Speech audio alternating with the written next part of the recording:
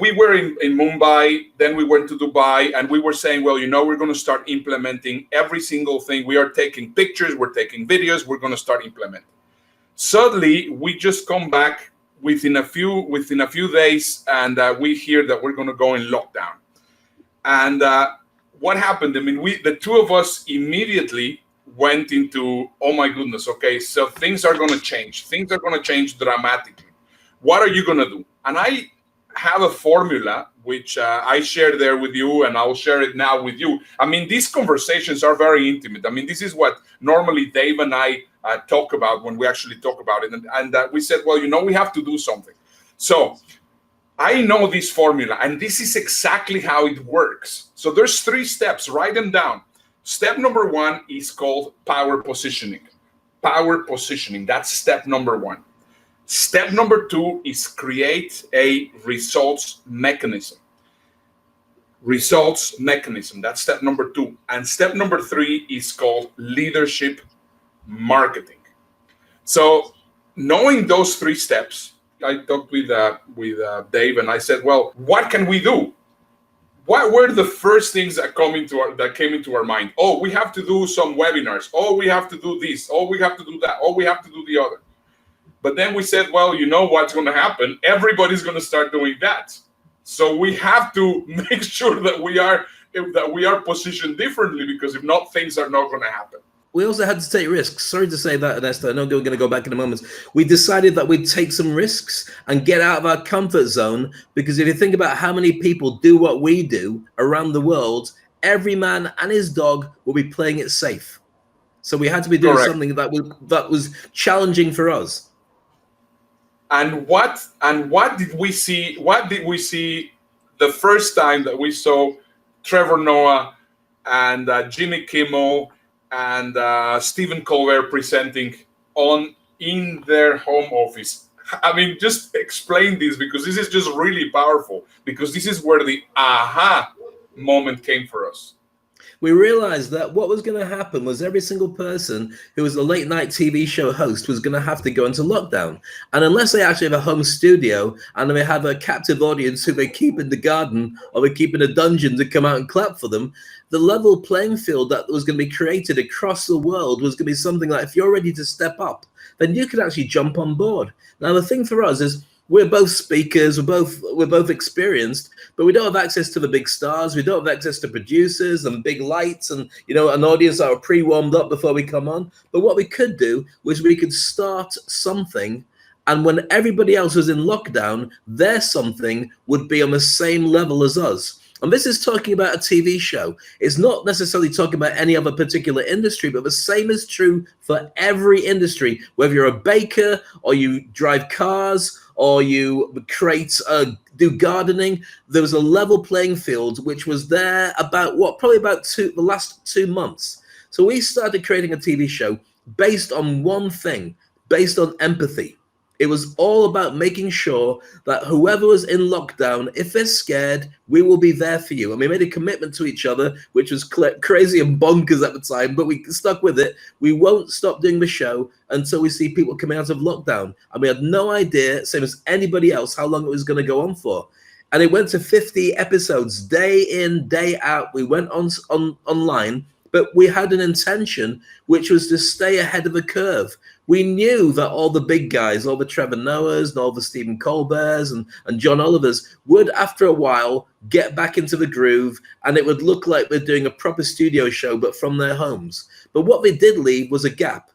So we threw ourselves at the gap as fast as we possibly could. And now, if you look at most of the big news reports and most of the TV shows that are still going on, they're not dissimilar to what we're experiencing right now.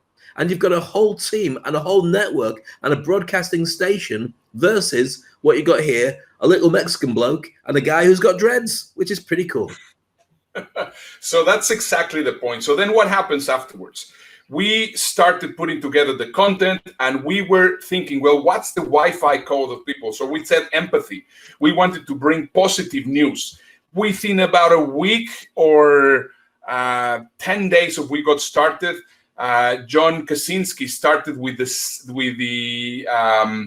Some Good News show, and it was a very similar format. And we said, you know what, Dave, we already hit the right Wi-Fi code for what is going on right now. And we started doing this. So once again, coming back into the 3 points, first of all, it's power positioning. And we understood that that was going to be very important.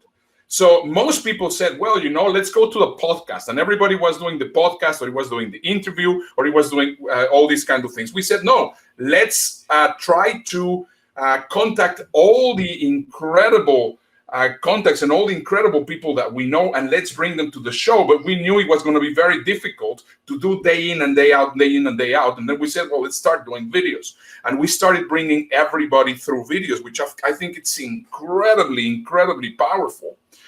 And then we started crafting our own little way on how to handle this.